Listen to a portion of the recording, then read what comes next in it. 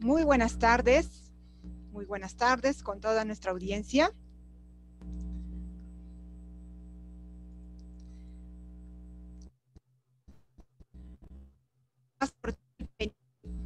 A nombre de la Unidad de Gestión Educativa Local Huancayo, a todas las personas que nos acompañan a través de la transmisión en vivo por el Facebook. Bienvenidos y bienvenidas a la fecha número 3 denominada Los científicos en la sociedad. ¿Qué hacemos los científicos?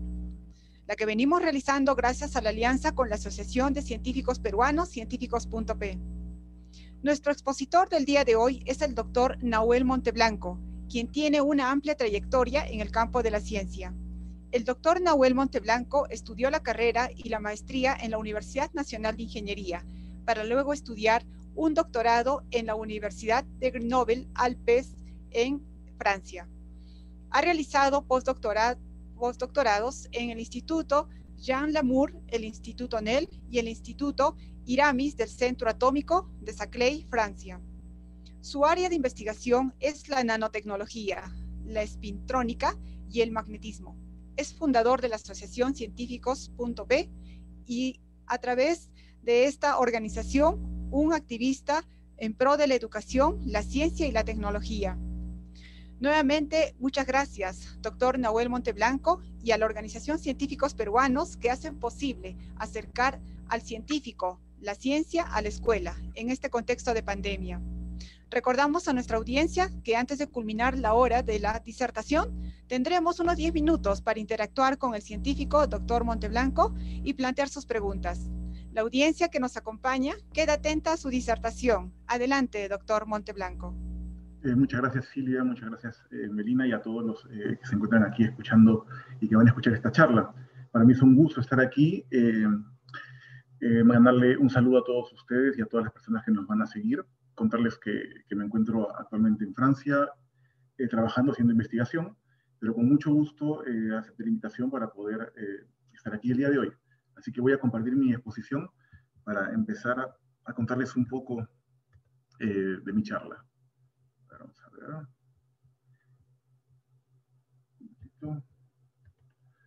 Vamos a compartir pantalla. Perfecto. Aquí. ¿Me indican si pueden ver la pantalla? La primera diapositiva, comparte ciencias. Se observa bien. Perfecto, excelente. Entonces voy a poner aquí mi camarita para que no fastidie. Aquí, perfecto, listo. Entonces, bueno, muchísimas gracias por estar aquí. Aquí he colocado el logo de Comparte Ciencias en la Escuela, una iniciativa que busca acercar a los investigadores la divulgación científica, los temas, el conocimiento a los estudiantes del UGEL Huancayo.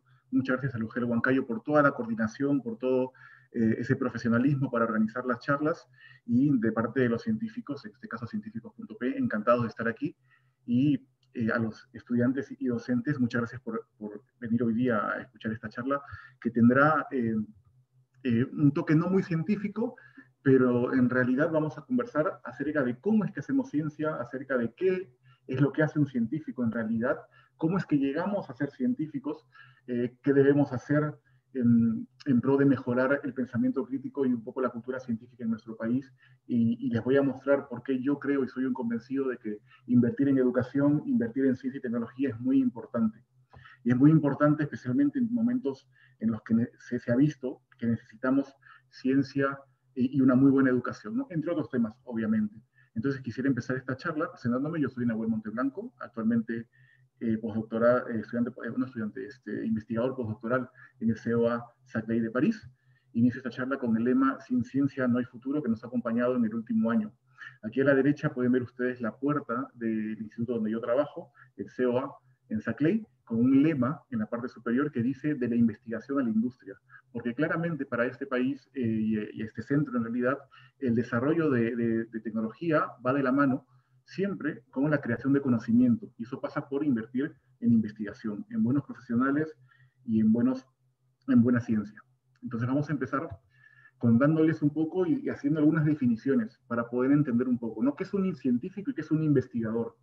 Un investigador es aquella persona que se dedica a la ciencia, genera conocimiento utilizando el método científico. Entonces es un método que utilizan estos investigadores para poder generar nuevo conocimiento. conocimiento que toma tiempo en encontrarse, en entenderse, pero que lleva consigo un desarrollo en la tecnología muy importante. Y es por eso que podemos conversar hoy día online, es por eso que tenemos celulares donde la pantalla podemos controlarlo solamente con la pantalla. Todo ese desarrollo tecnológico va de la mano con la ciencia. Entonces, acá les quiero presentar un poco áreas de los científicos. ¿Dónde trabajan los científicos peruanos? Los científicos peruanos trabajan en todas las áreas que ustedes se puedan imaginar. Por ejemplo, está la química, está la astronomía, la biología, la computación cuántica, la matemática, está la física, está la geología, el estudio de, por ejemplo, del mar, del Perú, la ecología. Entonces, esas áreas que uno puede encontrar en el día a día leyendo, tienen investigadores siempre detrás generando conocimiento en estas áreas. Yo les recomiendo aquí, por ejemplo, que sigan estas 3 cuentas en Instagram, que son de investigadores peruanos, investigadoras peruanas, que divulgan ciencia. Estas áreas generalmente las conocemos porque traen consigo algún dibujo que nos lleva y nos invita a entender un poco mejor de qué estamos hablando. Por ejemplo, la química siempre va de la mano con estos dibujos del matraz, con los líquidos de colores y hacen mezclas, que es muy interesante en los laboratorios de química, ¿no? Es algo que siempre marca. La astronomía, por ejemplo, siempre la persona mirando el cielo con los telescopios, mirando las constelaciones, es algo impresionante, todo lo que hay más allá. La biología, por el contrario, utiliza microscopios para ver lo más pequeño, tal vez las células, las moléculas, de qué está constituida la materia de una planta. La computación cuántica, que genera dispositivos como el que vemos aquí en la foto. Voy a colocar mi puntero láser antes que me olvide, porque es importante seguirlo. Aquí, por ejemplo, la computación cuántica, que genera estos tipos de instrumentos en donde hacen pasar corriente a través de diferentes dispositivos para poder generar lo que en el futuro, porque esto va a ser en un futuro próximo, las nuevas computadoras, utilizando la mecánica cuántica.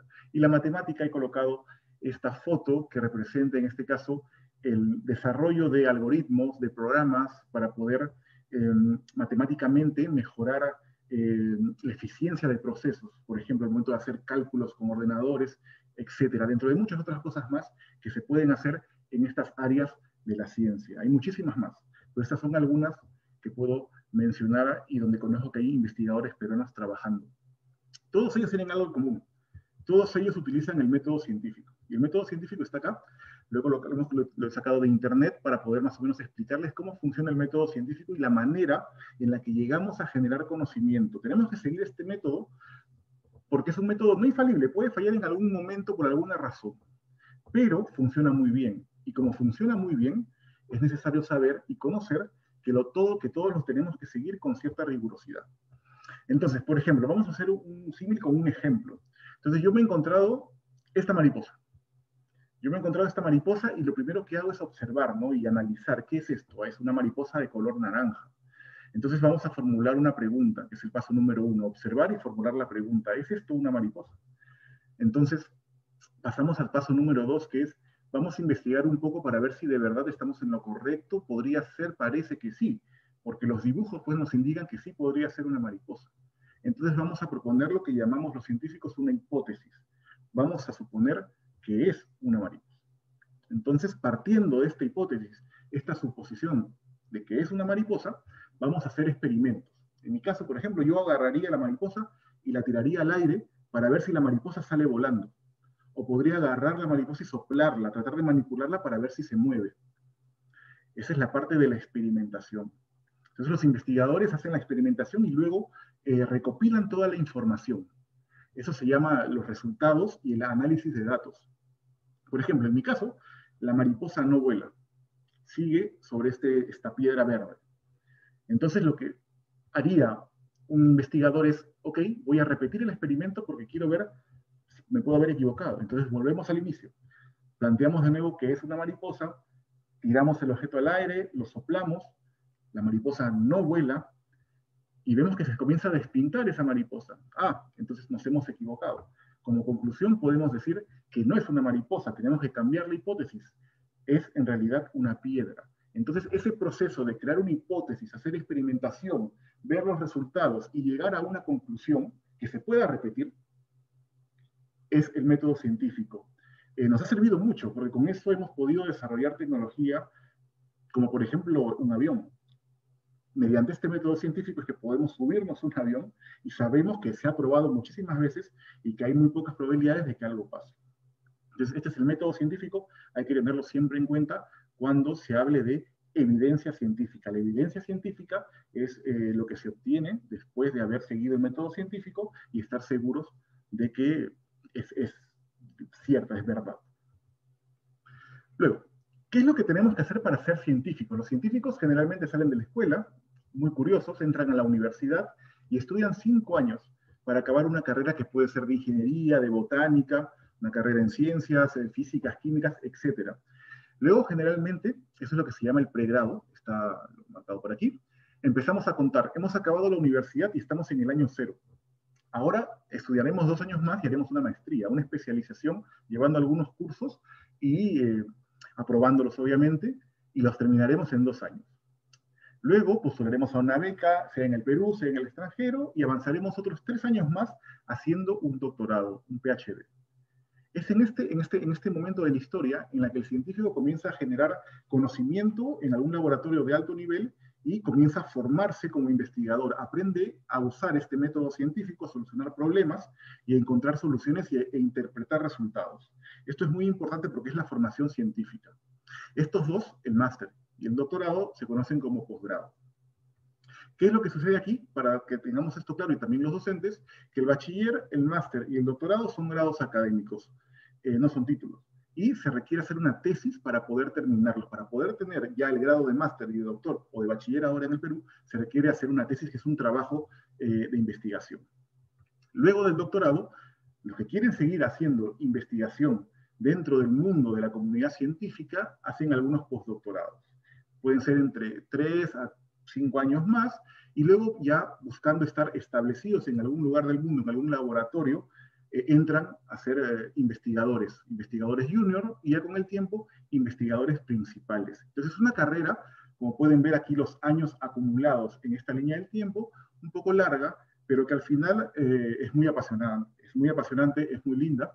Es en este cuadrado rojo que he marcado con las líneas punteadas, en donde hacemos investigación neta, nos dedicamos a hacer investigación, pero ya al final de la carrera, cuando ya estamos en la posición de investigador principal, es que nos dedicamos a buscar fondos para poder tener estudiantes y pagarle a los estudiantes que van a hacer la investigación dentro de nuestro laboratorio, implementar el laboratorio, dirigir proyectos y tesistas.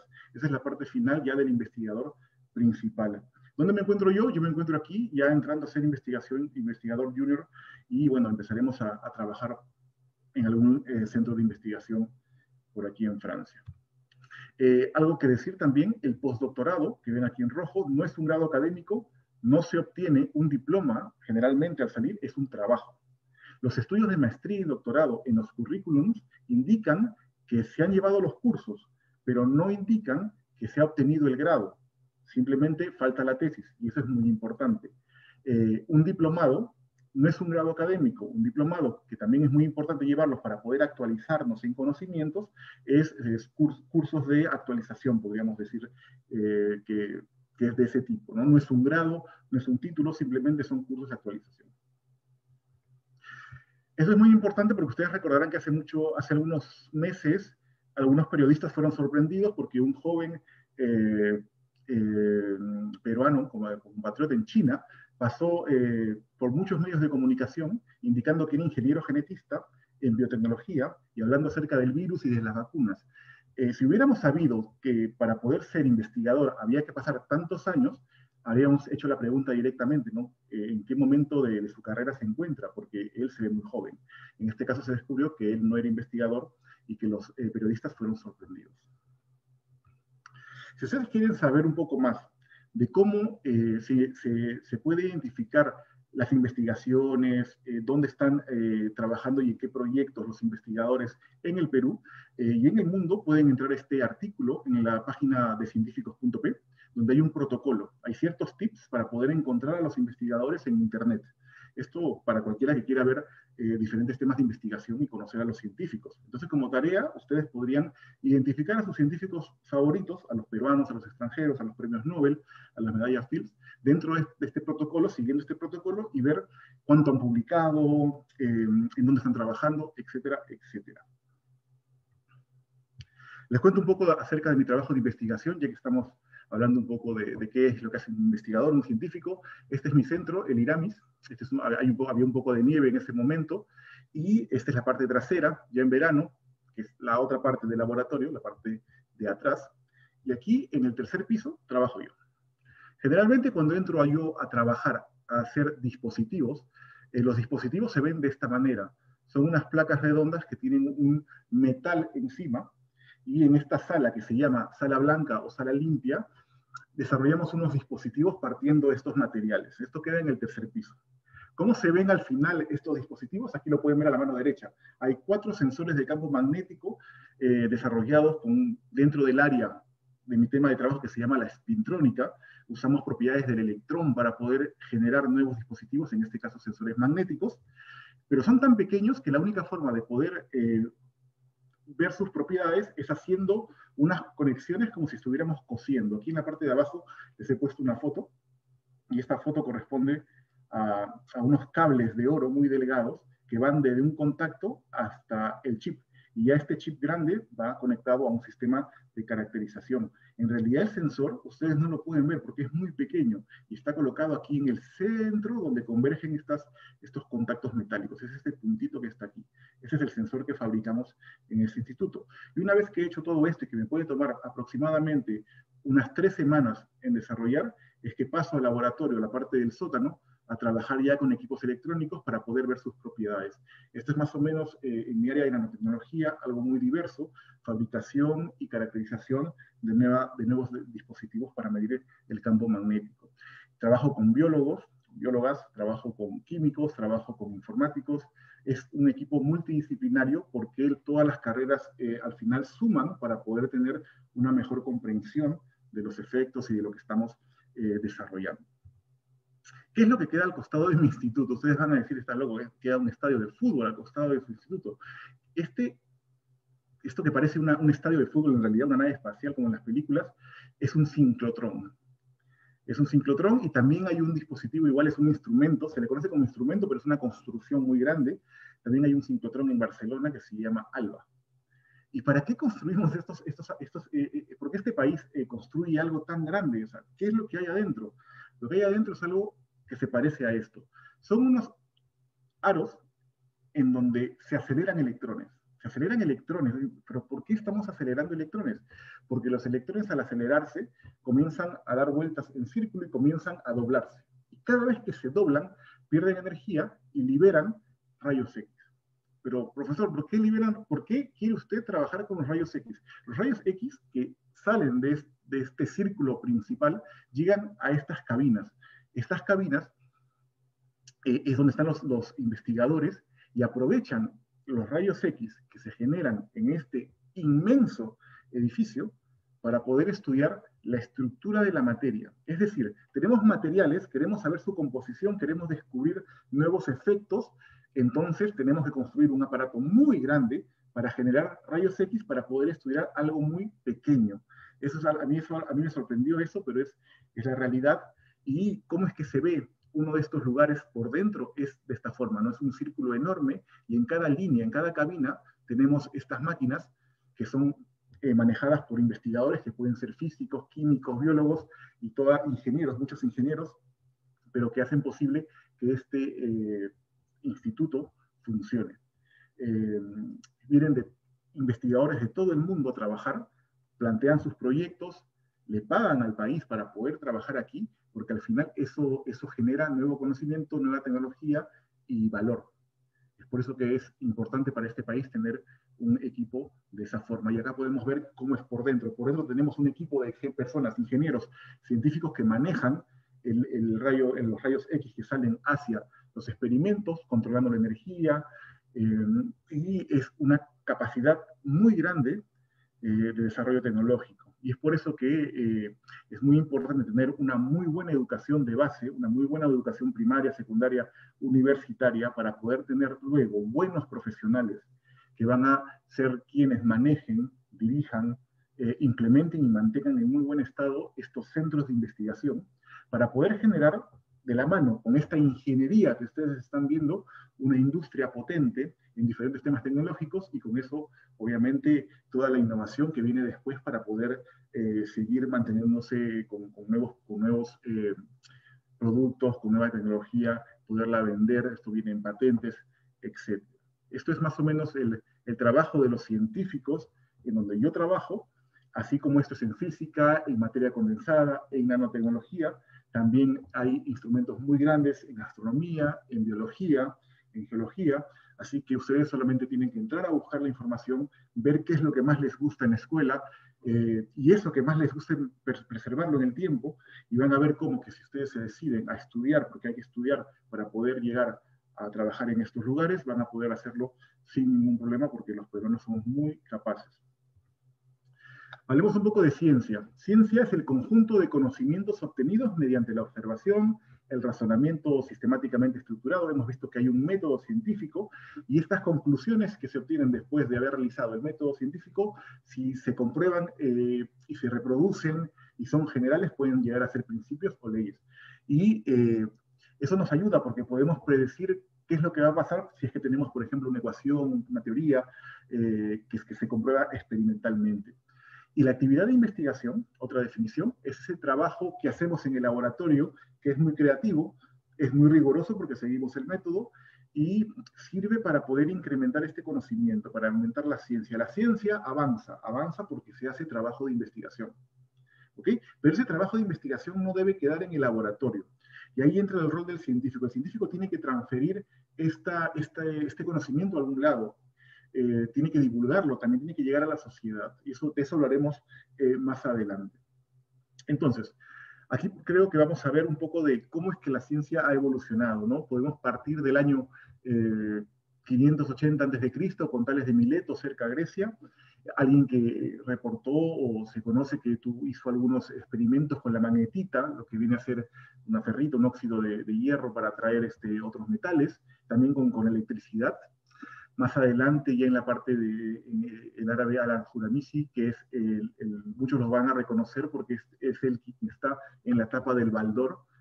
Yo que he hecho álgebra con el Baldor, él estaba en la portada. Y bueno, Copérnico, Newton, siguiendo en el tiempo, hasta llegar a Alba Edison, está Darwin aquí y está Einstein, en el año 1905, grandes personajes de la ciencia que han contribuido a esta evolución. La ciencia avanza en el tiempo con la mejora de la tecnología, con pensamientos distintos que rompen paradigmas y aparecen nuevas teorías.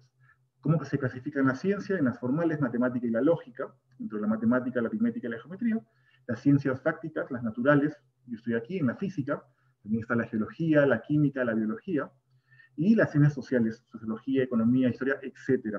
Este cuadro lo encontré en esta página web de internet, pueden darle un vistazo. Pero como podemos ver, la ciencia avanza en el tiempo. Entonces, la pregunta que podemos plantear aquí es si la ciencia es estática, es absoluta, la ciencia cambia, la ciencia se mantiene quieta o la ciencia va cambiando un poco con el tiempo. Y aquí una frase para los docentes: la ciencia progresa por la organización colectiva de controversias científicas. Es decir, que poniendo en duda todo, es que la ciencia puede intentar responder ciertas preguntas y cambiar las cosas. En el año 1803, acá tenemos una bolita azul. Este es el modelo de Dalton para un átomo. El átomo indivisible, según los griegos, la partícula básica de la materia, no se puede dividir, y esto es lo que se creía en ese momento, lo que se pensaba que era, porque los experimentos llevaban a que tenía que haber una partícula mínima que constituía la materia. Pero avanzando en el tiempo, empezaron a aparecer nuevos experimentos, nuevas formas de pensar, y por ejemplo aquí en el 904, 100 años después, ya teníamos un modelo denominado el del pudín de pasas, en donde el núcleo del átomo estaba en el centro y habían electrones alrededor distribuidos en toda la masa, homogéneamente. Es otra manera de pensar, y esto rompió el paradigma del modelo de Dalton, porque la ciencia va avanzando. Luego se pudieron hacer experimentos en el año 11, por ejemplo, 911, Rutherford, usando partículas alfa, logra ver y entender un poco y predecir, no predecir, propone un modelo. Su modelo decía que el núcleo estaba en el centro, era muy pequeño en comparación a toda la nube electrónica que estaba alrededor, y los electrones estaban girando en órbitas como si fueran los planetas. Eso traía problemas porque al final esos electrones iban a caer en el núcleo y sería un sistema no estable. Entonces empezaron a pensar los científicos cómo podemos entender esto, porque esto no está pasando. Entonces Born apareció y empezó con otro nuevo modelo. Propone que los electrones están en órbitas fijas, determinadas, y que no pierden energía. Y que para pasar de una órbita a otra había que perderla, pero solamente podían haber estos saltos. Luego Sommerfeld dice, oh, pero dentro de estas órbitas hay subniveles de energía. Entonces se iba complicando todo esto porque iba avanzando la tecnología hasta llegar a la mecánica cuántica, que es al día de hoy el modelo cuántico, en donde el electrón en realidad está descrito por una ecuación, es una onda, y no tenemos estos orbitales, no tenemos estas órbitas como planetas, tenemos regiones en donde existe la probabilidad de que esté el electrón. Y esto es el modelo mecánico cuántico actual, que nos ha ayudado a entender muchas propiedades de la materia y que ha traído consigo muchísimo desarrollo en la tecnología. Yo me dedico a estudiar, por ejemplo, un fenómeno que es el efecto túnel, en junciones túnel, en uniones con un metal, un aislante y un metal, y vemos cómo los electrones pasan el aislante a través de un efecto que es el efecto túnel, porque se usan probabilidades. Podemos ver, si quieren ver un poquito más acerca de esto, en científicos.p hay un artículo que se titula El átomo, como no te lo enseñaron en la escuela, en donde hablan exactamente de esta evolución. Y si ustedes, les he conseguido una foto de internet para que entendamos cómo se ven estos orbitales, estas regiones donde están los electrones. Entonces los puedes ver acá, son soluciones de una ecuación para el átomo de hidrógeno. Entonces son regiones donde están los electrones. Entonces hemos pasado del modelo de 1803 de Dalton, con una bolita, a un sistema mucho más complejo, pero que nos ayuda a entender más cómo está constituida la materia. La ciencia va avanzando en el tiempo. Ahora, durante la charla, yo voy a hablar mucho de CTI. CTI es Ciencia, Tecnología e Innovación. ¿Okay? El sistema de CTI del Perú es el sistema de Ciencia, Tecnología e Innovación. Y cuando me refiero a la academia, estoy hablando del conjunto de investigadores que conforman la comunidad científica.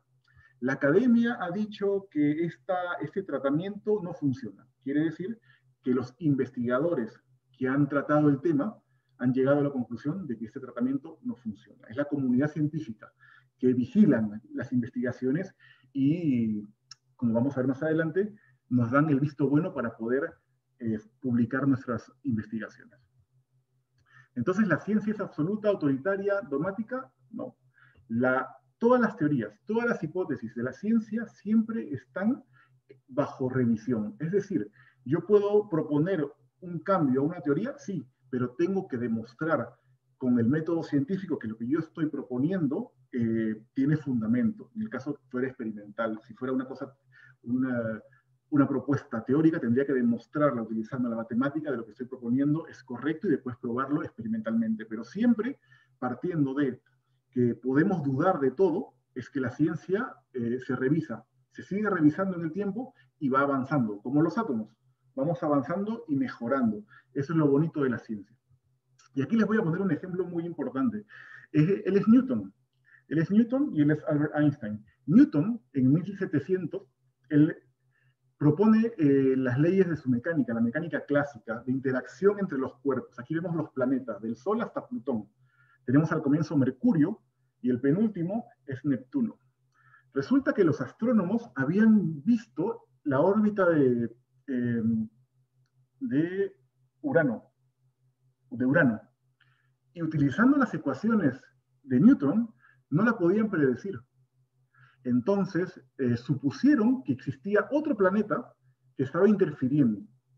Colocaron en el modelo este nuevo planeta que no lo podían descubrir y encontraron que la órbita de Neptuno le salía perfecto.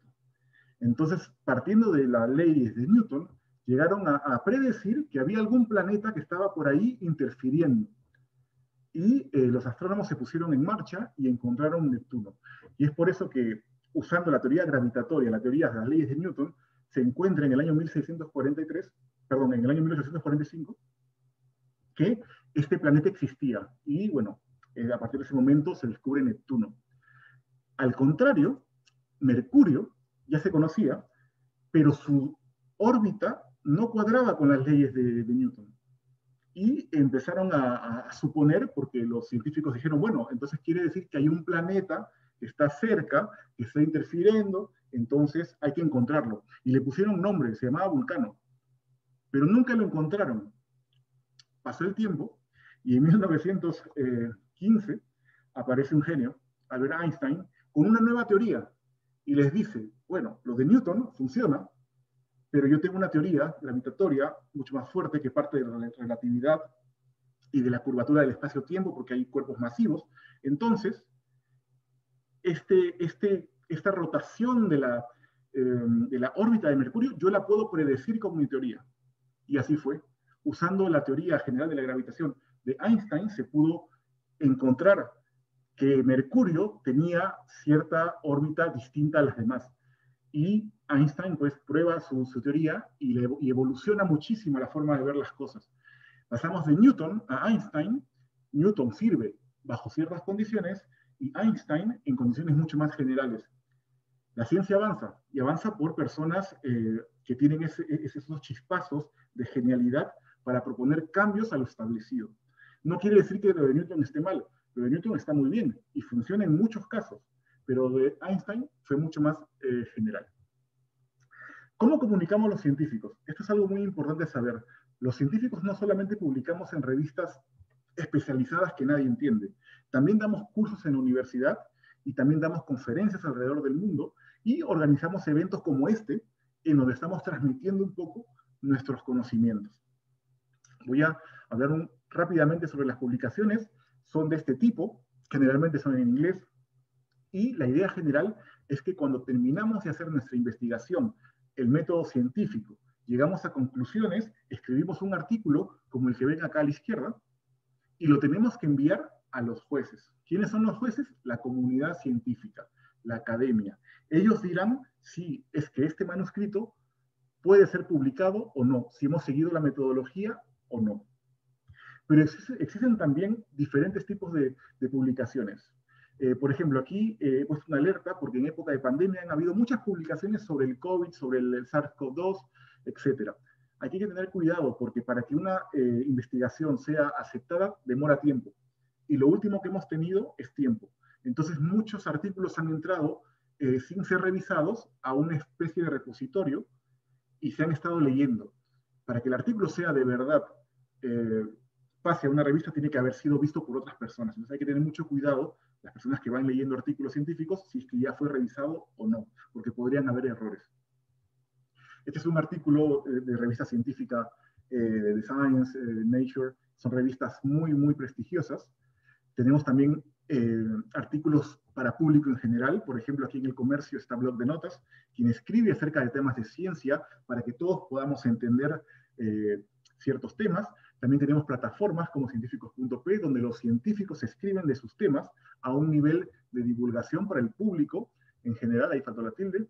Y tenemos también ahora, porque estamos en redes sociales, muchas cuentas, muchos peruanos, muchas científicas que hacen divulgación científica. Yo les recomiendo que sigan a Alejandra, a Carla y Rocío, que tienen sus cuentas de Instagram y hacen divulgación científica. Rocío en química, Carla es astrónoma y Alejandra en lo que es historia de la ciencia. Son muy interesantes. Ahora, ¿por qué se hace toda esta divulgación científica? ¿Por qué el científico tiene que llegar a la sociedad y contarle qué es lo que estamos haciendo? Es porque tenemos que ayudar a aumentar el pensamiento crítico y la cultura científica. Pensamiento crítico es usar el conocimiento que tenemos, el conocimiento, la ciencia, la evidencia y el razonamiento para poder tener posturas justificadas. Es yo sé que esto es de esta forma porque la evidencia científica lo indica. Entonces, así podemos evitar, por ejemplo, que a mí no me gusta esto, algún prejuicio personal. La ciencia, para la ciencia eso no existe. Es la evidencia que dice si algo es o no es. Entonces, lo que se busca con el pensamiento crítico es poder buscar la evidencia y partiendo de la evidencia poder tener una posición, poder decidir. Y con la cultura científica es que la sociedad pueda conocer mucho más lo que es la ciencia, para poder de alguna forma entenderla, fomentarla y hacerla suya dentro de lo que es el desarrollo de la sociedad, del país. CONCITEC es el ente general del Perú, de la ciencia y tecnología, y él tiene ya un plan para poder mejorar lo que es el pensamiento crítico y la cultura científica. Por ejemplo, en la UGEL hacen ferias de ciencia, están siempre fomentando esto con la juventud. Eso es algo muy bueno y lo aplaudimos desde aquí, desde los científicos afuera, porque es algo muy necesario para el Perú. ¿Y por qué es importante? Por ejemplo, aquí he puesto dos fotos, una foto de la Tierra plana y una foto de lo que se ve dentro de un avión, la curvatura de la Tierra, ¿no? Es importante saber que el pensamiento científico, el pensamiento crítico, hay que formarlo. Toma tiempo, hay que entender muchas cosas, y por eso es que he dejado acá algunas frases, como por ejemplo, la ciencia casi contradice el sentido común. Quiere decir que va contra la intuición. Si queremos generar nuevo conocimiento, tenemos que partir de la idea por lo menos de que lo que estamos buscando es algo nuevo, porque estamos generando conocimiento. La ciencia es una máquina que destruye prejuicios, no importa los prejuicios personales, la ciencia es lo que es, y es la evidencia lo que vale al final. Tener un punto de vista no equivale a conocer la veracidad o la falsedad de una afirmación científica. Tú puedes creer o no creer, pero a la ciencia eso no le importa. La ciencia sigue adelante a pesar de lo que tú puedas creer. Eso es algo muy, muy rico de la ciencia. La verdad científica cuida la libertad personal, pues el poder miente. Si el poder miente o se equivoca, podemos evocar a la evidencia científica para hacerle frente. Si, como ejemplo, el gobierno compra algún medicamento que no funciona, podemos salir a decir, oiga, no hay evidencia de que esto funcione, ¿por qué lo está comprando? Y eso pasa en la vida real. También es importante conversar un poco acerca de sesgos que nos perturban al momento de reflexionar. Y uno es la falacia de autoridad que hemos visto en estos tiempos. Por ejemplo, este es un artículo que dice, un folleto en un periódico que dice, muchos doctores fuman Camels. Si fumar hace daño. Todos sabemos que fumar mata, hace daño. Entonces, ¿por qué los médicos, por qué esta publicidad coloca a médicos con sus cigarros? Porque en esa época no se conocía mucho de la causa del cigarrillo, y como el médico es alguien muy reconocido por la sociedad, entonces había que ponerlo a él como imagen, porque le van a hacer caso, porque lo van a seguir. Es lo que pasa ahora, por ejemplo, con los futbolistas o con las personas de la televisión, ¿no? Lo ponemos a él a decir algo, entonces las personas lo van a seguir. Eso es normal, eso se llama falacia de autoridad. Seguir a alguien solamente porque es bueno en algún tema, porque tiene prestigio en algún otro tema. Sin importar el tema, hay que seguirlo porque es bueno en algo. Eso hay que tener mucho cuidado. No se sorprendan que hayan personas vendiendo productos, hablando de temas que no son sus temas, pero con muchos seguidores, porque precisamente tienen esa autoridad en algún tema de lo que se dediquen, ¿no? Hay que tener cuidado. Vamos a ver ejemplos más adelante. El sesgo de confirmación. Este sesgo es creer en aquello que tú ya tienes preconcebido en la cabeza. Aquí pueden verlo. No, papá, no es una noticia falsa. Y papá, ¿pero cómo va a ser falsa si dice justo lo que yo pienso? Entonces, cuando uno recibe una noticia que va con lo que uno puede creer o el deseo que uno tiene de que sea verdad, uno lo va a creer. Hay que tener cuidado con eso también. El ultracrepidarismo es cuando cualquier persona, y esto nos pasa a todos, queremos hacer algún tipo de comentario o damos alguna opinión sobre temas que no conocemos en absoluto. Y ustedes lo van a ver en la televisión. Entrevistan a personas, le preguntan algo que no es el tema de la persona y la persona no puede decir no sé. Siempre trata de responder algo y eso se confunde. Entonces hay que tener también mucho cuidado. Y por último, la evidencia aparente o intuición personal. Esta es una foto de Marte, de una de la superficie, y aquí lo que vemos, lo que nuestro cerebro nos dice es que hay una cara. Entonces ya podemos lanzar todas las hipótesis posibles de los extraterrestres y etcétera, y eso no es verdad. Entonces hay que tener mucho cuidado con estos sesgos, porque han aparecido durante la pandemia muchísimo en los medios. ¿Y qué nos ofrecen estos medios? Es increíble, pero actualmente la información llega pues a cantidades industriales por la televisión, la radio, las revistas, el internet en el celular, el WhatsApp, por ejemplo. Entonces, es complicado, porque nos llega la opinión de alguien, las creencias de alguien, el conocimiento y la diversión. Y es muy complicado para nosotros, si no tenemos pensamiento crítico, del poder diferenciar qué cosa es qué. Entonces, por ejemplo, aquí un ejemplo, tenemos a una persona que ha salido a decir muchas veces que la ivermectina funciona, a compararla con las vacunas. Aquí pueden ver cosas increíbles como que no habrá más rebrote en el Perú, que las vacunas no son necesarias, que el ivermectina es lo mejor contra el COVID, etcétera, etcétera. Totalmente falso según la República. Y esto ha salido en la televisión. Como lo colocan aquí, reconocido científico peruano y dueño de Farvet. Eso es apelar a la falacia de autoridad. Como él es un científico reconocido y como él es dueño de Farvet, entonces hay que creerle. Hay que tener mucho cuidado. Y aquí también en este canal salió una lista de una comparación donde también en este medio se indica que esto es falso. Luego, en este mismo canal, una persona salió a decir que, por ejemplo, las vacunas nos iban a convertir en celulares. Eso es hablar sin tener conocimiento de cómo funcionan las vacunas. También hablaba de nanopartículas. No sabemos si la persona conoce acerca de nanopartículas, pero lo está mencionando. Eso podría encajar con el ultracrepidarismo. Y aquí el ex candidato presidencial dio un comentario también diciendo que el cañazo, el trago que sale de la caña de azúcar, quema el virus en la garganta. A él no le consta, él no ha hecho ninguna investigación al respecto, pero lo ha comentado a nivel nacional. Y eso llega a nosotros y tenemos que tener mucho cuidado porque algunas personas lo pueden creer, porque pueden pensar que sí les ha funcionado. Y eso es sesgo de confirmación. Así que siempre tengamos cuidado con lo que recibimos de la televisión, de los medios, porque hay que ser muy cuidadosos. Por ejemplo, para las mascarillas, para el dióxido de cloro, hay siempre que preguntarnos, en el caso de las mascarillas, ¿qué certificados tienen? ¿De verdad protegen? ¿Son certificados de verdad contra el SARS-CoV-2 o son otros certificados? El tratamiento que me están vendiendo ha sido probado en otros países, solamente en el Perú. ¿Quiénes son los promotores? Tal vez sea una falacia de autoridad o me quieren vender algún producto sin evidencia. Hay que tener cuidado con esto y comentarlo en casa. Por ejemplo, aquí se escribió también un artículo acerca de la falacia de autoridad, y pueden leerlo en científicos.p, porque ha habido muchos profesionales fomentando el dióxido de cloro como medicina efectiva contra el COVID. Ha pasado más de un año y ningún país del mundo lo ha utilizado con éxito, entonces nosotros no tendríamos por qué ser los únicos que descubran algo que, según muchos investigadores, no tiene ni pies ni cabeza. Hoy día recibí en la mañana, de parte de mi tía, un mensaje en WhatsApp que decía, acaba de salir en una revista de Estados Unidos que el dióxido de cloro sí tiene algún tipo de eficacia. Inmediatamente un farmacólogo, amigo nuestro, nos envió esto indicando, eso ha sido ya desmentido, no existe, tengan mucho cuidado. Esto llega por WhatsApp. Las cadenas de WhatsApp son también estos nichos donde la pseudociencia y las noticias falsas transcurren muy rápidamente.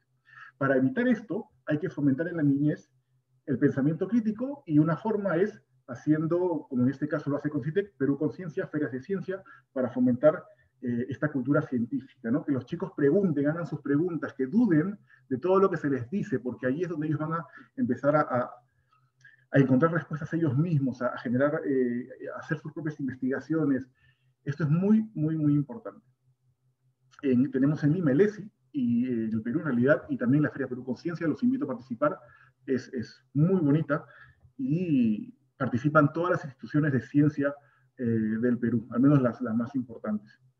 Y durante la pandemia, ¿qué han hecho los investigadores? Por un lado están los políticos, quienes tienen que decidir rápidamente, y por otro lado están los científicos, y los científicos saben que la investigación requiere tiempo, y tiempo es lo último que se tenía en ese momento.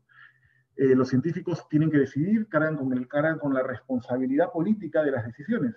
Los científicos han sido formados para generar evidencia y conocimiento. Los científicos te van a decir, esto es así, esta es la evidencia. El político toma la evidencia, o debería tomar la evidencia, y decidir qué hacer con ella, porque va a decidir sus políticas, que nos van a afectar a todos, ¿no? Al final, el peso y el cargo y, digamos, la responsabilidad de la decisión va de la mano de los políticos. Ellos tienen que hablar y tener un canal de comunicación muy importante con sus investigadores. En el Perú hay muchos investigadores muy buenos que han dado un pie adelante para poder ayudar en esta pandemia. Y eso lo vamos a ver rápidamente. Por ejemplo, han desarrollado respiradores artificiales, han desarrollado pruebas moleculares, han desarrollado mascarillas, materiales de protección. Hay en muchos casos trabajos para buscar también una vacuna. Entonces han habido muchísimos proyectos, y aquí lo muestra CONCITEC, han financiado 21, pero han habido como 600 postulaciones Es decir, que los científicos han dicho hay que hacer algo para ayudar a la sociedad y han estado ahí tratando de dar soluciones.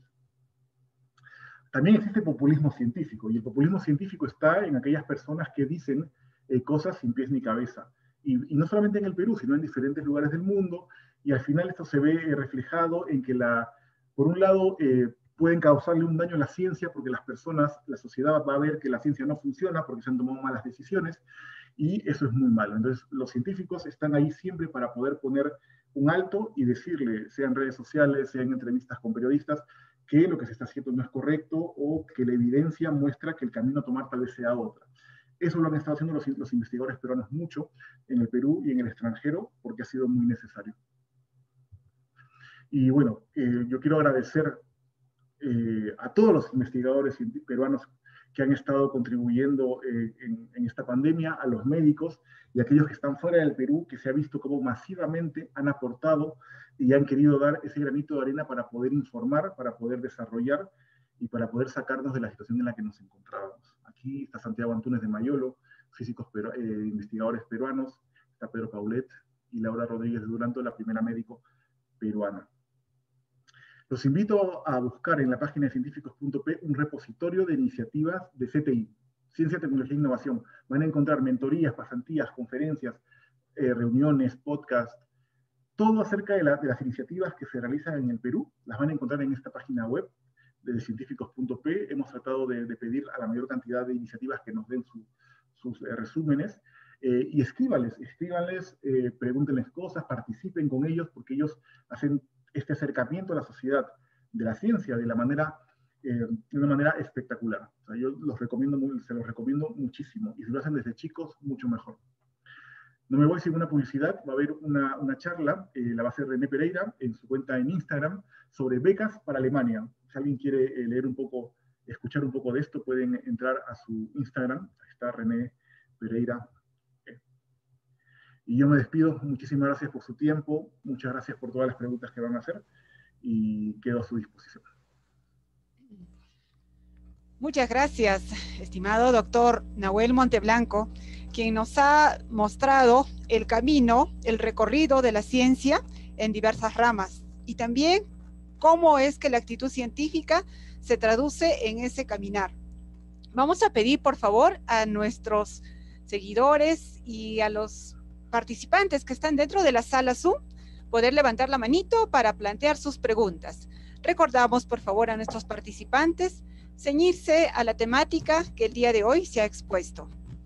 Bien, vamos a dar la palabra a una estudiante, Sumiko, me parece que es de la institución educativa Nuestra Señora de Rosario. Adelante, por favor.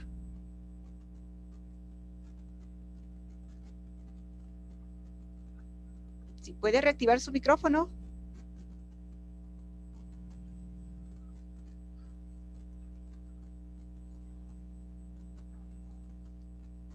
Ah, ya, el micrófono, sí, está. ¿Puedes reactivarlo, por favor? A ver, nuevamente, por favor. Ahora sí, señorita. Muchas gracias. Bueno, en primer lugar, buenas tardes a todos los presentes y muchas gracias por la brillante exposición que nos dio. En mi caso pude aprender muchas cosas y sobre todo me motivó, ¿no? Para que pueda seguir el camino de la investigación. Y es que los científicos en realidad son muy importantes para la sociedad. Y bueno, en realidad tengo dos preguntas. La primera es acerca del autismo. Y es que en realidad todos ven a los autistas como personas que tienen algunas deficiencias y que a veces los discriminan diciéndoles que no pueden trabajar en algún lugar. Por ejemplo, hay una serie, The Good Doctor, no sé si ha visto usted, pero en esa serie nuestro protagonista es autista y tiene que luchar por ser aceptado en un hospital. Y es que quiere ser cirujano y se tiene que enfrentar a los prejuicios sociales. Y quería saber si usted conoció a alguna persona autista que también quería ser científico o algo así, pero las personas como que lo discriminaban por su afección. Y quiero saber qué opina acerca de este tema, por favor. Y mi segunda pregunta sería las recomendaciones que usted nos da a nosotros como estudiantes para contribuir con el desarrollo de nuestro país a través del camino de la investigación. Muchas gracias. Muchas gracias. Abigail, ¿verdad? No, Sumiko. Uy, ok. Abigail o No, Sumiko. muchas gracias por tu pregunta. Yo en el tema del autismo sí tengo conozco a alguien muy cercano, que lo quiero mucho, pero no conozco mucho el tema. Allí sí, lamentablemente, yo no podría dar una opinión al respecto, pero yo conozco a alguien que sí es un profesional y que conoce mucho al respecto, y yo te pediría que me escribas un email para ponerte en contacto, para que él pueda darte todos los consejos del caso. Es una persona que apoya mucho a las personas autistas y está muy bien informado. Yo no quiero pecar de justamente decir, ir en contra de lo que estoy diciéndoles en la charla. Uno tiene que comentar acerca de lo que conoce, y yo no conozco mucho. Entonces ahí yo no quiero pecar, no quiero irme más allá. Ahí sí lo siento mucho, pero por favor escríbeme, mi correo está aquí en la web. Hay muchas personas, obviamente, que tienen autismo en diferente grado y que se han desarrollado espectacularmente. O sea, hay muchísimos. Pero yo estoy seguro que más información te la va a dar esta persona con quien te voy a poner en contacto, pero por favor escríbeme a ese correo electrónico. Y el consejo para los chicos que quieren ayudar y aportar al Perú en temas de ciencia y tecnología, con una carrera, que desde chicos no pierdan la curiosidad, a pesar de todo lo que ustedes van a ver al avanzar en sus estudios. Escojan una carrera que les permita hacer investigación después, es también un buen consejo. Vean cómo les gustaría verse después, conversen con personas que ya son investigadores, que ya son grandes, para que les cuenten cómo es la vida al hacer investigación. Y en el Perú, para aportar al país, motivar a su entorno, mostrarles lo que es la ciencia, para que la conozcan, porque yo he visto mucho que muchas personas no entienden de ciencia, no la conocen, no la quieren, y al no quererla, precisamente no la pueden apoyar. Y el Perú necesita que todos la apoyemos. Entonces, las noticias de ciencia, contarles lo bonito que es cuando haya noticias falsas, decirles por qué esto está mal, que hay investigadores que están detrás, que nos sigan, todo eso es muy importante para aportar a ese nivel.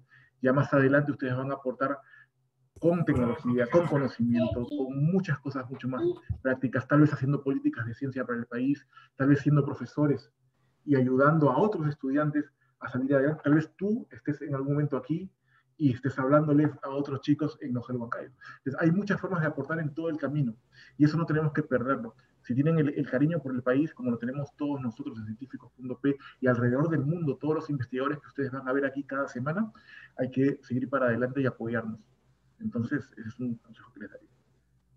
Gracias, doctor Monteblanco. Por favor, Camila, ¿puedes plantear tu pregunta? Sí, bueno, buenas tardes, señor Nahuel. Tengo una pequeña pregunta. Según usted, sus aportes científicos, ¿de qué manera contribuyen a la salud de la humanidad? Mis aportes científicos a la salud de la humanidad. Mis aportes científicos son en temas de nanotecnología. ¿Ok? Yo he desarrollado dispositivos para las computadoras, para poder guardar información en espacios mucho más pequeñitos. Porque imagínate que tú guardas información en una caja. Si la caja es mucho más chiquita, tú vas a guardar en menor espacio la misma cantidad de información, porque todo se hace más chiquito. Entonces desarrollo tecnología para poder hacer más rápidas las computadoras, guardar información en espacios más pequeños. Pero actualmente me dedico a algo muy especial. Los sensores que estoy desarrollando son para poder encontrar y estudiar la comunicación eléctrica en el cerebro. Ver cómo en el cerebro se producen sinapsis, se producen pasos de electrones. Esos electrones, esas cargas que pasan, inducen un campo magnético. Entonces los sensores que yo desarrollo se van a colocar cerca al cerebro para poder ver por regiones cómo es la comunicación neuronal. Ese será un aporte a futuro, pero yo soy el que desarrolla esos dispositivos. Justo hoy día terminé de hacer esos 4 que vieron en la foto. Eso es por un lado. También se está buscando dentro de mis investigaciones que esos sensores puedan detectar el corazón, el campo magnético que genera el corazón de un recién nacido. Porque los bebitos prematuros, bueno, aquí en Francia, no sé si en el Perú, mueren de paros cardíacos. Entonces se espera ponerlos en una incubadora, colocar los sensores y poder ir monitoreando el corazón, porque es información que vamos a recopilar para poder entender un poco mejor qué está pasando, sea en el cerebro, con este casco, o sea en el corazón, con esta incubadora que se está desarrollando con los sensores que yo hago. Ese es mi tema a la salud. a la salud directamente, que en un futuro, ¿no? Porque he estado en temas ya más hacia la tecnología de las computadoras, no hacia la salud, pero ahora sí, así que algún día, quién sabe, los sensores que hago yo tal vez estén en algún, de verdad, en algún dispositivo, en algún hospital, sería algo hermoso. Gracias, doctor. Le damos el pase, gracias, a Daniela, por favor. Sí, muy buenas tardes con todos los presentes en esta reunión. También agradecerle por toda la información que nos ha brindado. Mi siguiente pregunta es, soy alumna de la institución educativa Nuestra Señora de Rosario y mi pregunta es, ¿cómo podemos saber que una revista científica ha sido evaluada o de repente sabemos que lo ha visto un experto?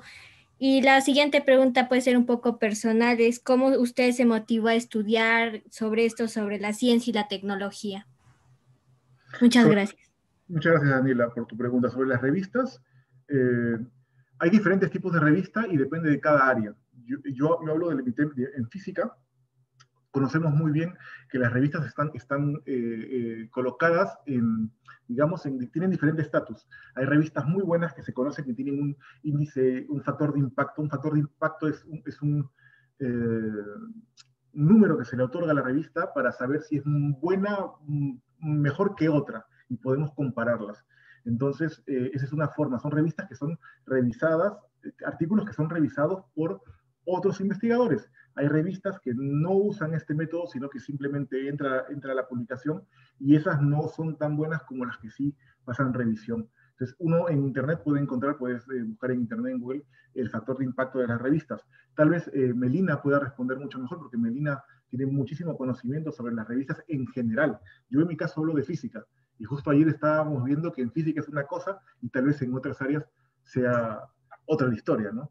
No sé si Melina quieras aportar un poquitito. Sí, solamente para complementar un poquito, contarles que hay otra forma en la que podemos saber si una revista sigue ciertos protocolos de calidad, como esta revisión por pares que describió Nahuel. En el mundo existen algunos repositorios muy grandes de revistas como como Web of Science o Scopus. Usualmente estos repositorios están asociados a empresas que se crearon en Inglaterra, en Reino Unido y en Estados Unidos.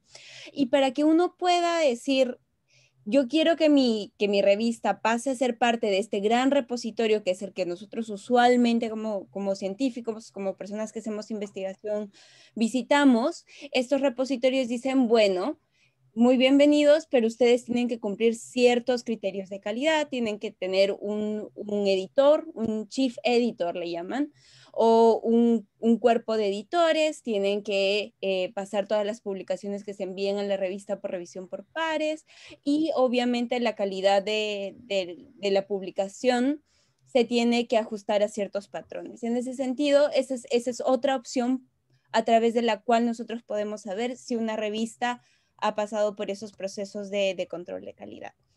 Ahora, Nahuel, no sé si tú quieres contar sobre tu experiencia, sobre qué te animó a seguir ese camino. Sí.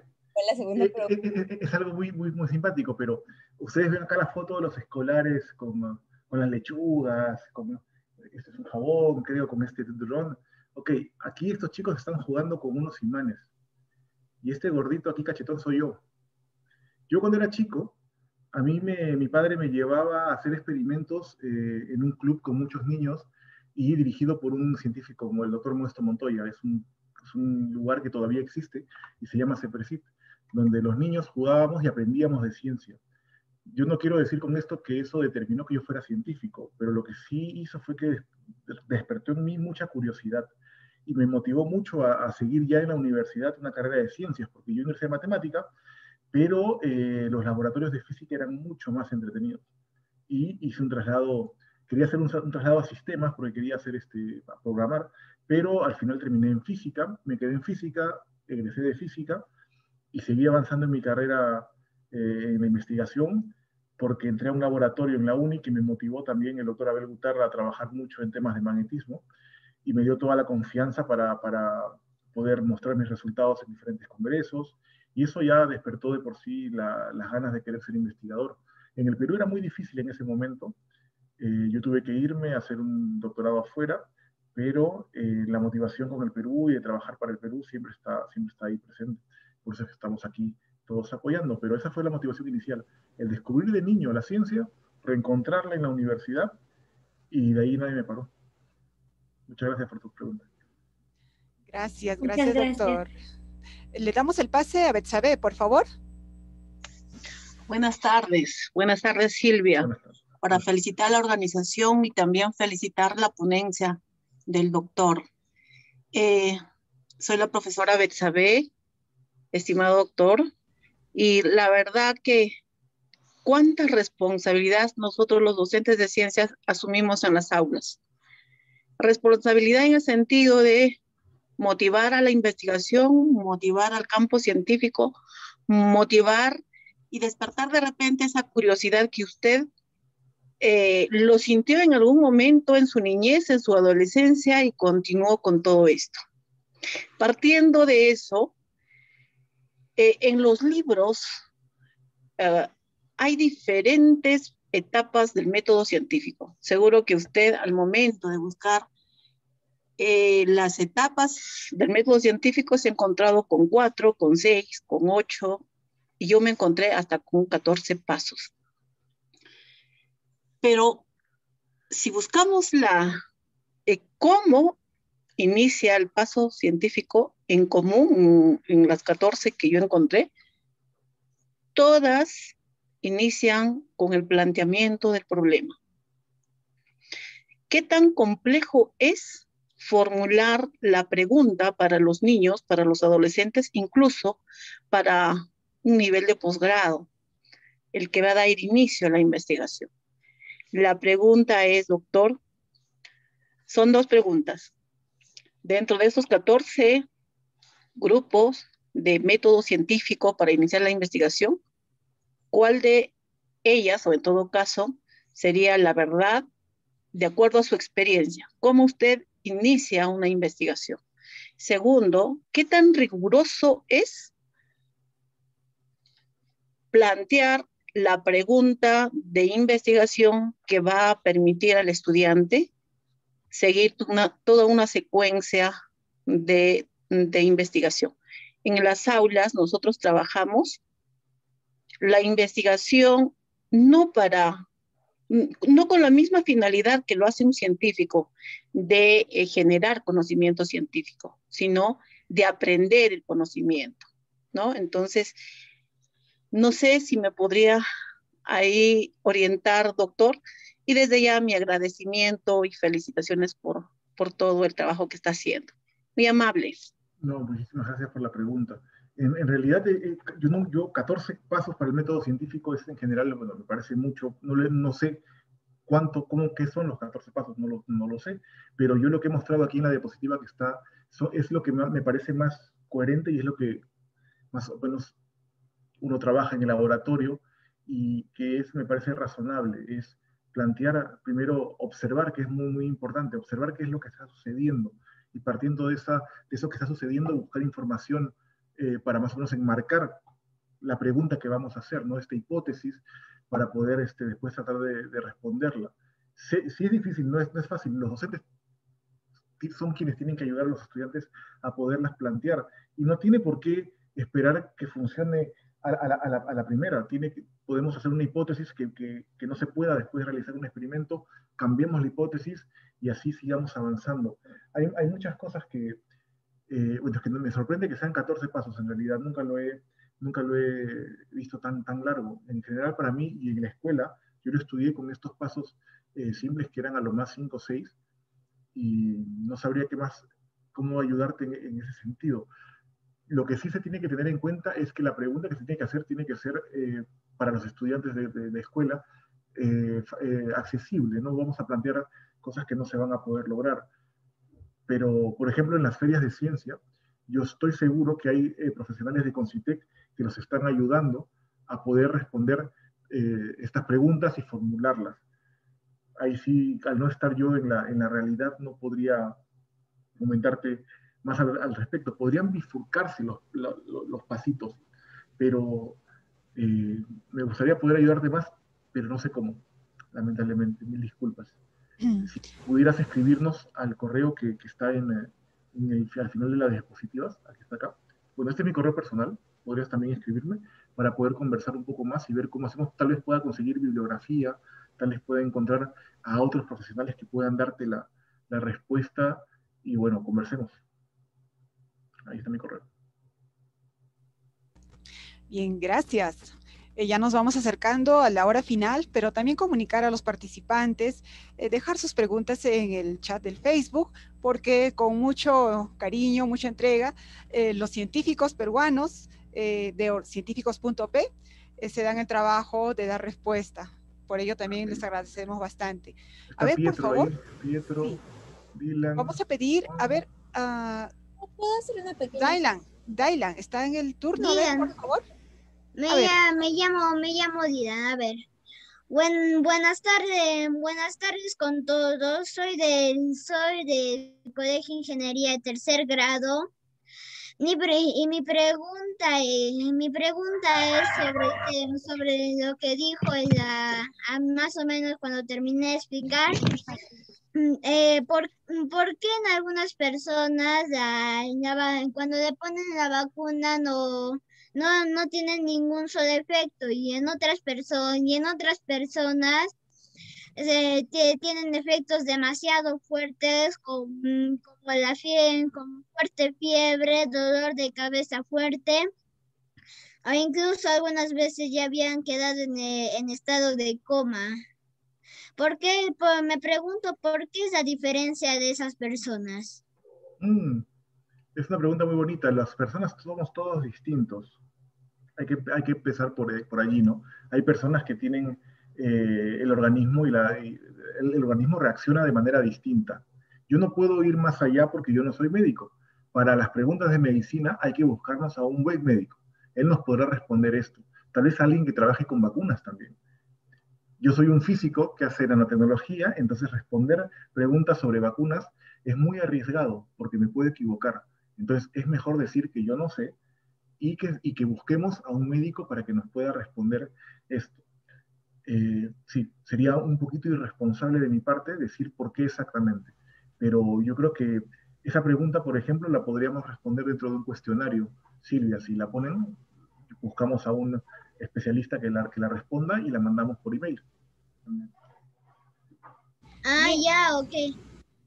Ok, muchas gracias. Muchas gracias, Dylan. A ver, le vamos a dar último, quizás haya preguntas, por favor, del Facebook. Le vamos a pedir a Melina, por favor, que nos la transmita. Sí, hay una que el doctor César Castromonte, quien fue la persona que nos ayudó a inaugurar este ciclo de charlas, ya contestó en el Facebook muy amablemente. Y luego tenemos otra pregunta de Joseph Cárdenas, la cual creo que también lo va a llevar a Nahuel a reflexionar sobre temas que no están dentro de su dominio, pero Joseph nos pregunta, ¿qué evidencias demuestran hoy la vida en Marte, sabiendo que existen estudios muy avanzados por parte de científicos americanos, rusos y chinos? Mira, qué pregunta tan bonita, pero para eso, en 3 semanas estará aquí con ustedes Carla Arce, quien es astrónoma, quien tiene su cuenta en Instagram, se las voy a poner aquí para que la vean. Ella es astrónoma y hace responde muchas preguntas de este tipo. Está acá, Astro Carla.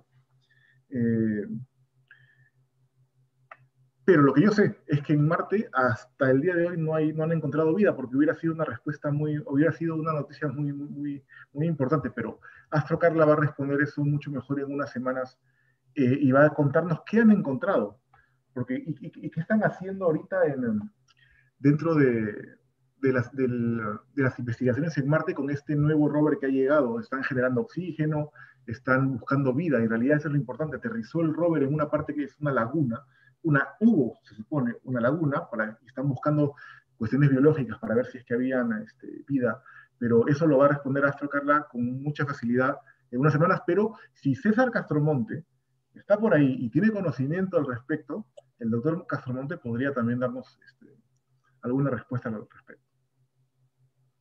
Si está escuchando, no vaya a ser que ya se haya ido. No, yo creo que ya respondió su... Perfecto. Pero, Silvia, yo tengo tiempo. Podrían, si puedes, que hagan preguntas cortitas, yo las respondo rápidamente acá a los chicos. Está bien. sería que recojas 3 preguntas juntas y Nahuel en una respuesta trata de responder a las 3 de repente. Sí. Porque veo que las manitos se están multiplicando. Geométricamente. A ver, sí, vamos a pedir en todo caso, recordando que el tema de hoy fue los científicos en la sociedad. ¿Qué hacemos los científicos? Vamos a pedir, por favor, que planteen la pregunta de manera clara, precisa, puntual, por favor, estimados participantes, y en grupos de 3 va a ir respondiendo el doctor Nahuel. A ver, Pietro, por favor. ¿Puede reactivar su micrófono? Buenas tardes, doctor. Le quería hacer una pregunta. Hace un rato mencionó sobre estudios que estaba haciendo de computación, de memoria, comprimir en espacios más pequeños. Entonces, yo quería preguntarle, ¿cuál es su visión de, digamos, aquí a 5 años, un logro en ese ámbito de almacenamiento, en almacenamiento reducido? A ver, rápidamente gracias, le vamos a pedir a Camila plantear su pregunta. Tengan reactivado. Doctor, buenas tardes. Buenas tardes con todos los presentes. Mi pregunta sería la siguiente. Soy una estudiante de Juan Parra del Riego. Estoy en 3er grado. Mi pregunta sería esta, doctor. ¿Cómo sabemos que una persona es autista y qué tratamientos se le deberían dar? Gracias. Le vamos a pedir a Nelly, por favor. O Angeli. Sí, a ver, mi pregunta es, ¿por qué a algunos científicos se les demora más tiempo a realizar su carrera y terminarla? Bien, esas 3, estimado doctor. Perfecto.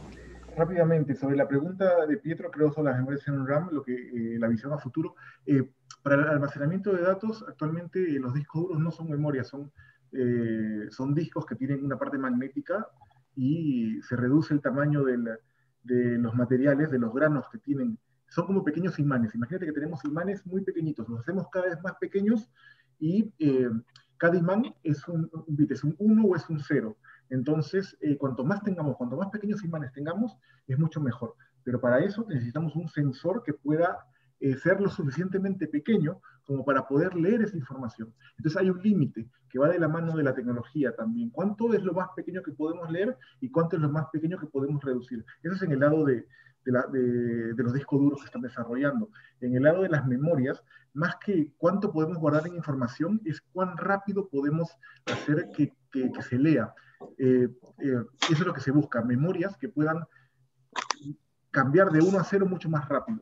Y ese es el objetivo de muchas técnicas actualmente. Es cambiar los materiales, mejorar. Por ejemplo, la tecnología actual de memorias es aplicando corrientes que generan campo, hacen cambiar el imán de un sentido al otro. Y esa es información 1, 0, 1, 0. Lo que queremos hacer es enviar corriente y que sea la corriente la que genere el cambio de la posición del pequeño imán. Y eso se llama Spin Transfer Torque. Eso es en el lado de lo que se conoce actualmente. Es un cambio de tecnología que ya está empezando a entrar al mercado y que yo voy a estar involucrado a partir de algunos meses. Yo actualmente hago sensores, pero he hecho algunas cosas parecidas antes. Lo que viene ahora, que está muy fuerte, es la computación cuántica.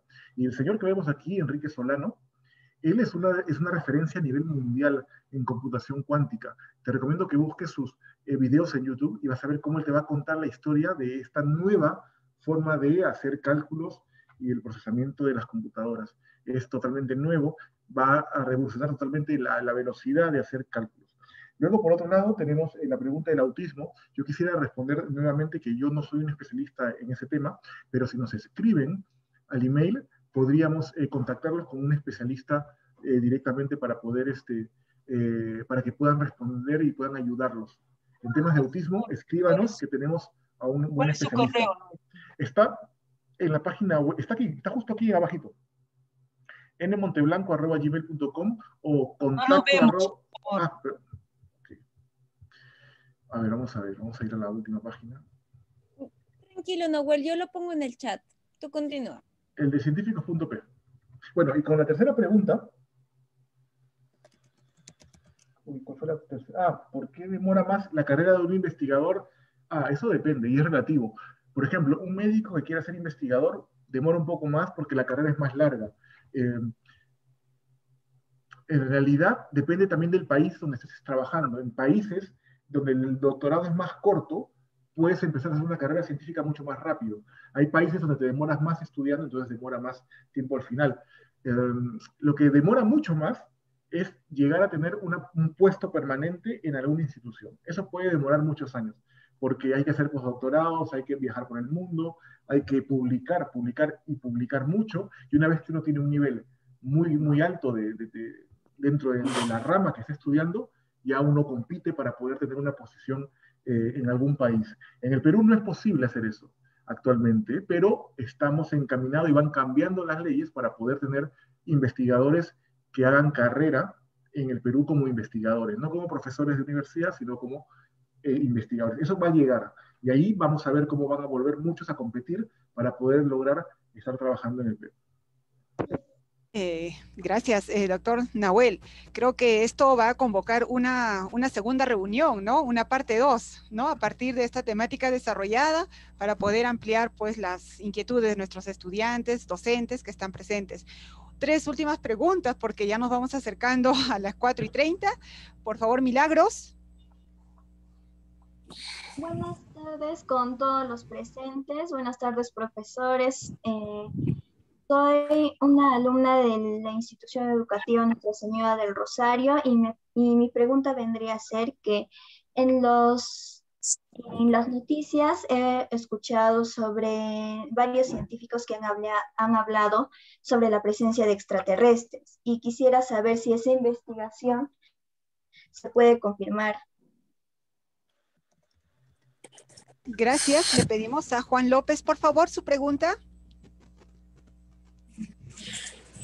Reciban el cordial saludo de la tarde, profesores y maestros. Como yo tengo entendido, los científicos se demoran años en crear una vacuna. Mi pregunta sería, ¿cómo los científicos han logrado crear la vacuna contra el COVID en tan poco tiempo? Gracias. Y le vamos a pedir a Annette. Annette, por favor. Buenas tardes con todos. Primero quisiera agradecer por enseñarnos un poco más sobre esto. Y soy una alumna de Nuestra Señora de Fátima y quería preguntar cuáles son sus científicos favoritos o los que más admire. Por favor, doctor Nahuel. Buenas preguntas. La primera pregunta sobre los extraterrestres. Y yo quiero ir a esta diapositiva porque aquí yo tengo una cuestión que siempre repito yo. Uno tiene que ver, cuando uno prende la televisión, escucha la radio, mira los periódicos, uno tiene que intentar de alguna forma distinguir qué es diversión, qué es conocimiento, qué es creencia, por ejemplo las religiones, y qué es una opinión personal de alguna persona. Por ejemplo, aquí abajo a la izquierda tenemos algo que es diversión. El señor Choi hablando de aliens, hablando de la mujer vampiro, no sé, del portal dimensional. Hay cuestiones, hay programas que son netamente diversión, que son para entretenernos, que son como ver una película, que no está probado absolutamente en ninguna parte que esto sea cierto. Entonces hay que tomar esto con muchas pinzas y ya en su momento hemos pedido, por favor, que sea una advertencia, porque hay muchas personas que creen que todo lo que se cuenta ahí es verdad, o por lo menos está evidenciado. Él, yo sé, que trata siempre de decir que no está probado, que él trata de probarlo, pero que no puede. En todo caso, extraterrestres en el mundo, yo no tengo ninguna evidencia de que existan aquí. Entonces, al menos no como se esperaría. Así que no, yo creo que eso no va, no es cierto. No es cierto. Y no solo él, hay muchísimas personas y muchos programas que hacen lo mismo. Así que hay que tener mucho criterio. Recuérdense de esta diapositiva. Opinión, creencia, conocimiento y diversión. Y cuando reciban la noticia, traten de separarla. ¿Ok? Por otro lado, tenemos lo de la pregunta de la vacuna. La pregunta de la vacuna es ¿por qué se ha hecho tan rápido? Se ha hecho tan rápido porque se estaba muriendo la gente a cantidades impresionantes. O sea, tener en un día que hayan 500 muertos, 600 muertos, eso hace que los científicos trabajen muchísimo más. Y la forma de encontrar esta vacuna fue de una forma no clásica. Una de las vacunas, ¿eh? Pero eso lo tiene que responder también alguien experto en vacunas. Yo, mi poco conocimiento que sé del tema de las vacunas, de cómo fueron y de la forma en que han sido desarrolladas, es por un lado la del ANR, que es un método nuevo y que los descubridores de esta técnica van a posiblemente ganar un premio Nobel en algún momento, y por otro lado la clásica. Entonces hay que siempre estar atentos de que tienes a todos los laboratorios del mundo trabajando para encontrar una solución, porque se nos venía encima una pandemia muy grande. Entonces, esto llegó porque teníamos la necesidad de que saliera muy rápido, cosa que no ha pasado antes con otros tipos de virus. Esto es una pandemia mundial. Entonces, que haya sido muy rápido quiere decir que la ciencia ha funcionado muy bien. De ninguna manera cualquier otro tipo de respuesta. O sea, ha llegado, entonces, como debió ser, francamente. Y la tercera pregunta, no le he apuntado bien. A ver, un minutito. No recuerdo. Mis científicos favoritos. Einstein es uno, por la manera como llega a hacerse las preguntas acerca de la velocidad de la luz, si era invariante, qué pasaría. Por ejemplo, la pregunta de por qué cuando estoy en caída libre no siento mi peso, si el peso es lo que me está haciendo caer. O las preguntas de qué pasaría si yo me alejo de un reloj que está con las agujas cambiando y me alejo a una velocidad mayor a la de la luz o cercana a la de la luz, ¿qué pasaría? Esas preguntas que él se hacía y que lo hacían razonar, de verdad me sorprendieron mucho. Pero hay muchos otros. Por ejemplo, también he leído de la vida de Hopkins, de cómo él avanza en su razonamiento y a pesar de su enfermedad logra hacer sus teorías y esto de los agujeros negros. Y escribir además mucha divulgación científica, ¿no? Que son libros muy entretenidos. Hay uno último que lo recomiendo, que son grandes respuestas cortas a grandes preguntas. Lo recomiendo porque es un libro muy bonito que habla de muchas cosas como Dios, como si hay vida fuera del planeta Tierra, etcétera, etcétera. Es muy, muy lindo. Si lo pueden conseguir o si yo lo consigo libre por ahí, lo puedo mandar para que lo compartan porque es un libro muy entretenido. Doctor Nahuel Monteblanco, nos ha brindado usted un tiempo extra y voy a pedir por favor a los participantes que han quedado con la manito levantada, dejar sus preguntas en el Facebook de Lugel Huancayo. Con mucha paciencia y mucho cariño le va a dar respuesta los científicos que están conglomerados, ¿no?, en esta reunión. Por favor, le vamos a pedir, doctor Nahuel Monteblanco, que nos dé sus palabras finales, un mensaje final. Bueno, a todos los estudiantes que están aquí, que si tienen el bichito que hay que tener para la curiosidad para ser científicos, investigadores, créanme que la carrera es muy, muy bonita. Van a conocer lugares en el mundo impresionantes porque la ciencia es universal, es de todos. Es una comunidad que, si de por sí es muy exigente, hay que estudiar, pero hay que estudiar lo que se debe estudiar. Busquen siempre la excelencia.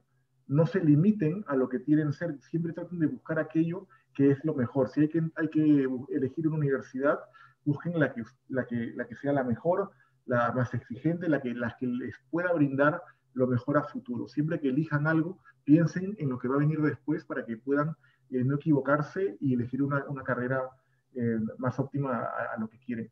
No se olviden que hay muchísimos investigadores alrededor del mundo que están allí para conversar con ustedes. Tienen que encontrarnos en las redes sociales a través de científicos.p o de otros divulgadores.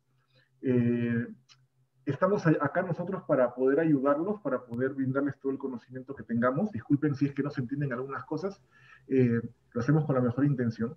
Y créannos que muchos investigadores peruanos quieren estar aquí y están ya preguntando cuándo les toca, cuándo vienen, y eso es algo muy bonito. Así que aprovechemos esto y cuéntenles a todos los amigos que tengan que estamos dando estas charlas y que van a poder hacer preguntas y conversar con investigadores alrededor del mundo Y todo porque queremos que el Perú mejore, queremos que el Perú invierta en educación, queremos que el Perú invierta en ciencia, en tecnología, y qué más quisiéramos poder estar ahí con ustedes para poder explicarles todo esto en persona, ¿no? No se puede en estos momentos, pero esperemos que muy pronto hagamos una visita a Huancayo para estar por allá. Les mando un muy fuerte abrazo. Qué lindo, y de hecho, por favor, ya un compromiso para que haya una parte 2, ¿no? Relativo a esta temática, los científicos en la sociedad. ¿Qué hacemos los científicos? Definitivamente ha quedado bastante curiosidad. Muchas gracias, estimado doctor Nahuel Monteblanco, quien nos ha acompañado esta tarde. A nombre de la Unidad de Gestión Educativa Local Huancayo, le brindamos nuestro más profundo agradecimiento y también nuestra gratitud a todos los estudiantes, docentes, público en general, que se viene congregando en estas horas o hora, ¿no? Semanal, en un espacio de ciencia. Muchas gracias. Hemos finalizado el día de hoy. Y vamos a